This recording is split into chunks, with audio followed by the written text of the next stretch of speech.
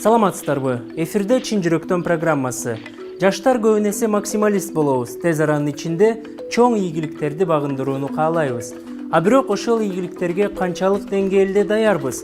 Тажрыйбабыз жетиштүүбү? Шашканга негиз барбы? Жашоонун сааты деген эмне?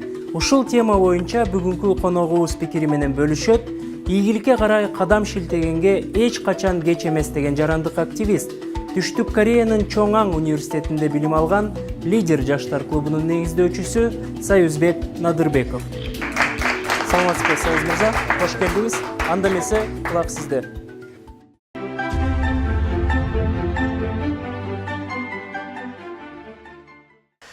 Казинону билесиздер да? Казино бизде буюрса бул убакка чейин болчу, бар болчу. Учурда биздин мамлекет тараптан жабылды. Жакшы жагы бар, жаман жагы бар. Албетте жаман жагы көбүрөөк болчу. Ошол казиного сиздер барып көргөн эмессиздер да, эч качан. Мен деле барып көргөн эмесмин. Бир жолу кирип көргөмүн чет өлкөдө. Бул деген мындай эле бир көрүү максатында да. Казинодо үч нерсе жок. Негизи казинодо баардык нерсе бар да. Эмне кааласаңар баардыгы бар. Казинодон чыкпай жашай берсеңер болот, акча болсо да. Үч нерсе жок. Биринчиси бул терезе жок. Экинчиси күзгү жок. Үчүнчүсү саат жок. Казинодо үч нерсе жок. Эмне себептен? Эмне үчүн терезе жок? Терезенин жоктугу себеби адам сыртта караң кирдиби, кеч кирдиби, таң аттыбы карабай ойнош керек да. Бүт нерсени казиного баш менен киргизиш үчүн. Бул биринчи терезе жок. Экинчиден күзгү жок. Адам өзүн өзү көрүп жакшы эленби, бир кандай кээ бирлер бар да, утулуп атканда иче беришип, кээде маймылга окшоп калышат. Анан күзгүдөн карап туруп, мен жакшы эленби, арстанмы же маймылмы деп айырмалай албай калыш керек экен да. Ошол себептен күзгүсү жок. Саат жок. Эмнеге? Саат канча болгонун билбейт. Мен саат канчага чейин, канчадан канчага чейин ушул жерде отурдум, ошону эсептөөгө дагы мүмкүнчүлүк түзүп бербейт. Ушул үч нерсе жок. Ойлонуп келсек, баардыгы тең дубал. Бул биздин адамыбыз, биздин жашообуз менен салыштырсак болот экен. Бул дубал. Кээде ушундай нерсе болуп калабы? Баардык нерсе тияка барсаңар деле жабык, бияка барсаңар деле жабык. Мындай төрт тарабы дубал менен курчалгандай болуп.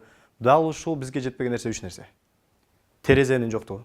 Терезе бул канчалык чоң дегенде, канчалык терезе чоң ачылган сайын ошончолук биздин дүйнө таанымыбыз, көз көрүүбүз кеңейет. Тоого чыккан сайын ошончолук чоң көп нерсе көрүнөт деген сөз бекеринен эмес. Күзгүнү, дайыма бизди күзгүнү карап, мен азыр элдер бизге мактайт, сен деген жакшы адамсың, сен деген жакшы кийинесиң, сен жакшы баратасың деп биз адамдардын сөзүнө, комплименттерине мас болуп жүрүп эле таштап коебуз өзүбүздү. Чындыгында биз өзүбүз кандай, учурдагы абалыбыз кандай деген бул күзгүдөн өзүбүздү караганда гана сезилет эмеспи? Ошондуктан күзгү бул керектүү нерсе. Үчүнчүсү, мен сиздерге бүгүн негизги айткым келип аткан нерсе бул саат. Саат боюнча жашообуздун сааты деп. Саат деселе силерге азыр бияктан саатыбызды кантип башкарышыбыз керек, кантип биз убактыбызды бөлүшүбүз керек, тайм менеджмент жана башка нерсе боюнча айткым келбей эле турат. Андай нерсе интернетке кирсеңиздер деле менден башка байке эжелерибиз деле көп эле айтып келип атат да. Бул негизи жашоодун маанилүү нерселеринин бири. Бирок мен сиздерге бир айта турган нерсем, жашообуздун сааты. Мен учурда саат канчада жашап атам деген бир максатта айткым келип атат да. Эми сиздерге бир суроо. Өзүңүздөрдүн жашооңуздарды 24 саат деп алсаңыздар. 24 саат. Сиздер саат канчада жашап жатам деп ойлойсуздар? 5-6. 5-6, макул, 5-6. Негизи баардыгын тең жана антип азыр ойлонуп, кээ бирлери 5-6 дейт, кээ бирлери убактыбызга карап бир 12 дейт, кечки саат 8 дейт. Мисалы, аябай биз деген энергиябыз күчтүү, энергетикабыз күчтүү. Ошондуктан кечинде биз деген жакшы күндөрдүн баары кечинде башталат деп кечти айтышат. Негизи баарын тең айта бербей, эми чындап өзүбүздүн жашообуздун саатыбызды эсептеп көрөлү достор. Жашообуздун сааты бул теорияны, бул Кореянын Сеул университетинин бир чоң профессору, Ким Нандо деген бир профессор иштеп чыккан теория. Бул теориянын аркасында чындыгында чоң ачылыш жасап, чоң сыйлыктарга ээ болуп, ошол нерсени бияка которуп келип туруп, бүгүн сиздерге айтып берейин деген максат болуп атат. Эсептеп көрөлү. Биздин жашыбызды ал киши эсептегенде кандай кылып эсептеген? 80 жашты бул 24 саат деп алган. 80 жашты 24 саат деп алып. Эми 80 жашты 24 саат деп алгандан кийин кандай болуп калат? Эгерде 80 24 болсо, 80-дин жарымы канча жаш болот? 40 болот, 40 болсо 24-тин жарымы 12 болот. 12 болот. Ал эми 40-тын жарымы 20 жаш, 20-нын жарымы канча болот экен? 6 болот да эртең менен. 12-nin 6. Эми мындай кылып эсептейли. Ар бир 10 жылды 3 жылдан кылып эсептеп кеткен. 3 сааттан кылып. Ар бир 10 жылды 3 сааттан кылып эсептеп кеткен. 10 жаш болсо таңкы саат 3, 20 жаш болсо таңкы саат 6. Эми эсептеп көрөлү. Бир аз туруп өзүңүздөр эсептеп көрүңүздөр. Мен өзүмдүн жашымды эсептеп көрсөм, мен 27 жашка чыгам. 27 жаштамын. 27 жашты мен 1 мүнөттө 18 мүнөт деп эсептелет. Мен 1 мүнөткө көбөйдүм. 27-ні 18-ге көбөйтсөк, бизде 416, 486 чыгат. 486 чыгат. 486-ны биз бөлөбүз. 1 саатта 60 мүнөт бар. 60-ка бөлсөк, мен жашоомдун сааты чыгат. Мен жашоом сааты 8,1. Мындай караганда мен азыр саат 8-ден бир 10-15 өткөндө жашап атам да. Менин жашоом эми эле 8-ден 15 өтүптүр. Эртең менен саат 8-де эмне кылабыз? Өзү эртең менен саат 7-8. Силердин жашыңыздар менен эсептегенде мен оюмча бир 20-да чыгылектер бар, 20-га чыккандар бар, 6-да жашап жатасыңар, 5,5-да жашап жатасыңар. Негизи эми мен эмес, өзүңөрдүн жашыңар боюнча айталы. 6 жашта эмне кылабыз? 6 жашта саат 6-да. Уктайбыз. Уктайсыңар, эң туура айтты, эң туура. Антпес азыр кээ бирлерибиз айтып койсун эмеспи? Уктабай эртең менен туруп дегендей. Саат 6-да бул саат 6-да уктай турган мезгил. Уктай турган мезгил. Негизи 6-дагы адамдар уктай турган мезгил азыр уктап атат жашоосунда. Силер эртең менен туруп, монтип бияка келип үйрөнөйүн бир нерсе деп жашооңорду бир салым кошууга аракет кылып жашап жатасыңар. Бул силер башка адамдардан, силердин досторуңардан караганда эртерээк туруп кыймылдагандык деген менен баары бар да, достор. Эң жакшы кадам менен баратасыңар. 30 жашта чыкканда, 30 жаш болсо, бул эртең мененки саат 9 болот. Бизде бир суроо бар. Жашообуздун кульминациясы деп канчадап эсептейсиңер? Жашообуздун кульминациясы деп. Негизи жашообуздун кульминациясы деп адамдар кандай айтышат? Мисалы, кандай деп 20 жаш, 25 жаш деп. Силер деле ошентип ойлосоңор керек. Жашообуздун эң кульминациясы, эң жакшы жашы депчи. Кээрлери 30 жаш дейт. Бирок эч качан 30-га чыккан адам сен жашооңдун кульминациясы 25 болду беле десең жок дейт. Ал эми 30-та деген адам 35-теги адамдан сурасаң 30 беле десең жок дейт. Менин жашоомдун кульминациясы да калды да дейт. Чындыгы жашоодогу жашообуздун кульминациясы бул 50-60 жаш экен, достор. Эмне себептен? Бул ушул убакка чейин топ келген тажрыйбабыз, билимибиздин баарыбыздын бир убакта бир кесе турган мезгил. Баарыбыздын бир колдоно турган мезгилге алып келет экен да. Ошондуктан мамлекет башчыларыбыз, ошондуктан чоң ийгиликке жеткен адамдар канча бир убактан кийин жетип олтурат. 30 жаштагы адамдар кээ-бирки досторубуз бар. Мен 30-га чыктым болгону. 30-га чыкканы мен 30-га чыктым, бирок менин досторум кээ бирлери үйлөнүштү, кээ бирлери чет өлкөдө окуп жүрүшөт, бизнестери бар. Мен деген жанагы илгеркидей эле бомждун деңгээлинде жүрөм депчи. Заманбап бомжмун депчи.